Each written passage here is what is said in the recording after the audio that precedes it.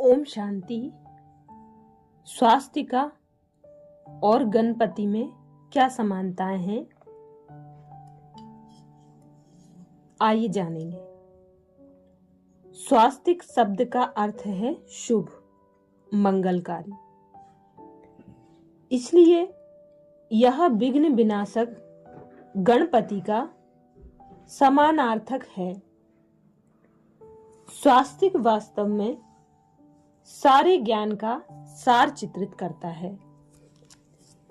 इसके बीच की दो रेखाएं जो परस्पर एक दूसरे को समकोण पर विच्छेद करती हैं, वे किसी एक वृत्त के दो व्यासों के समान हैं, जो कि उस वृत्त को चार ऐसे बराबर भागों में बांटते हैं जो परस्पर विपरीत दिशा में है और इसलिए दार्शनिक दृष्टिकोण से विपरीत सामाजिक, राजनीतिक, धार्मिक स्थिति के संकेतक हैं। स्वास्तिका की चार भुजाएं इन्हीं चार विपरीत दिशाओं और दशाओं को इंगित करती हैं। सबसे ऊपर की दाईं ओर की भुजा सतो प्रधानता, पवित्रता, सुख और शांति की स्थिति की घोतक है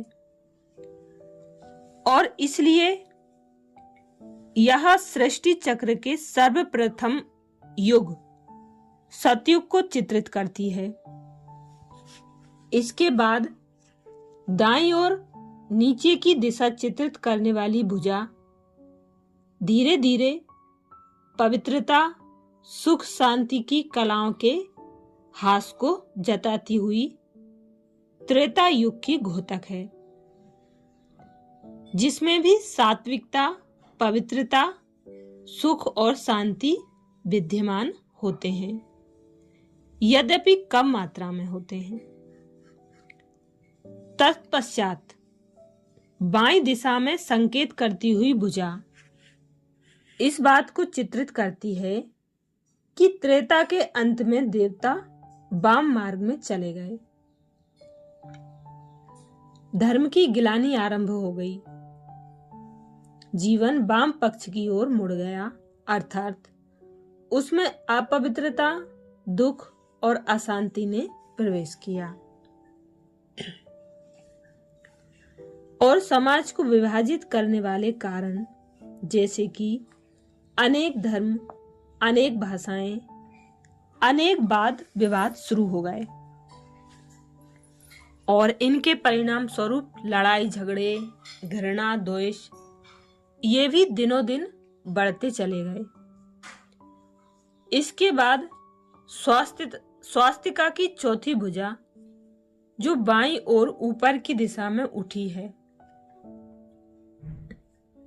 वे बुराई, लड़ाई, पापाचार, अत्याचार, विकार के बढ़ते जाने की घोतक है। यहां तक कि धर्म की अति गिलानी हो जाती है और कलयुग के अंत में घोर अज्ञानता, पापाचार और नरसंहार होता है। धर्म की अति गिलानी की इस बेला में ही परमात्मा अवतरित होकर ज्ञान और योग की शिक्षा देते हैं, पुनः सतयुग की स्थापना करते हैं, मनुष्य को देवता बनाते हैं और नर को श्री नारायण पद के अधिकारी बनाते हैं। इस प्रकार स्वास्तिका विश्व के तीनों कालों के इतिहास का तथा आत्माओं के आवागमन के चक्र का रहस्य खोलकर हमारे सामने रख देता है।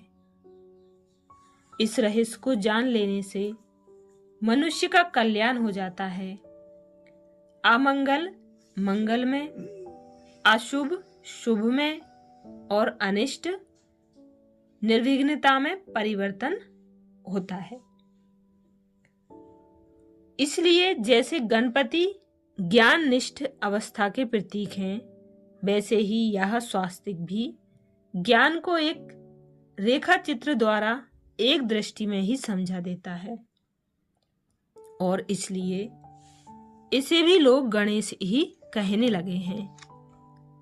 जैसे वह हर शुभ कार्य अथवा धार्मिक आयोजनों के प्रारंभ में गणपति का पूजन करने लगे, वैसे ही वे ये रेखाकार चित्र अपने बही के शुरू में, भूमि पूजन के समय, गृह प्रवेश के समय तथा हर मांगलिक पर्व के समय करने लगे।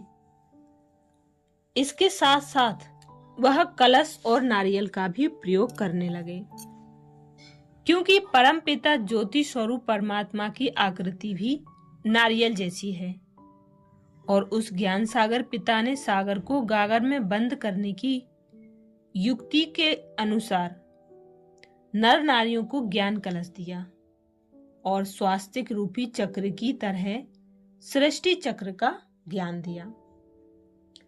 इन सब रहस्यों को समझते हुए अब हमें यह चाहिए कि स्वास्तिक द्वारा सृष्टि चक्र का जो ज्ञान स्पष्ट होता है और गणपति अथवा प्रजापिता ब्रह्मा जिस कारण से ज्ञानियों में सर्वश्रेष्ठ हुए, उस ज्ञान को अब हम सुने और धारण करें।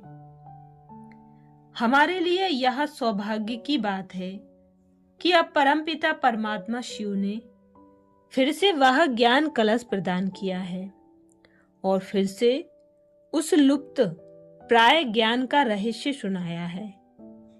प्रजापिता ब्रह्मा कुमारी ईश्वरीय विश्वविद्यालय हर एक इच्छुक नर नारी को अपनी यह निःशुल्क सेवा प्रदान करता है कि वह इसके किसी भी सेवा केंद्र पर प्रातः या शाम को पधारकर ज्ञान रूपी अमृत का पान करें तथा जीवन में आनंद रूपी मार्ग का बोध करें। अच्छा, ओम शांति।